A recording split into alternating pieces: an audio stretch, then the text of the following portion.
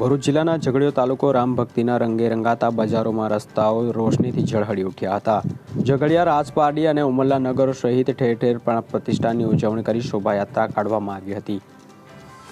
અયોધ્યા ખાતે સ્થિત ભગવાન શ્રી રામ મંદિરના પ્રાણ પ્રતિષ્ઠા મહોત્સવની ઉજવણી કરવામાં આવી રહી છે, જેના ભાગરૂપે ઝઘડિયા તાલુકો પણ રામમય બન્યો હતો, તેમજ ઠેર ઠેર વિવિધ ધાર્મિક કાર્યક્રમોનું આયોજન કરવામાં આવ્યું હતું।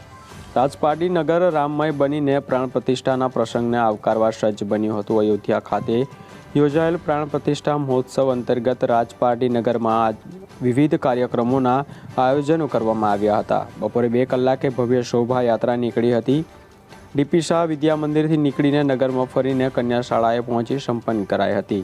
ઉપરાંત મહાઆરતી તેમજ મહાપ્રસાદીનું આયોજન પણ કરવામાં આવ્યું હતું। ઉમરલા ઝવેરા નગરમાં અખંડ રામધૂન તેમજ નટરાજ સોસાયટીમાં મહાઆરતીનું આયોજન કરવામાં આવ્યું હતું।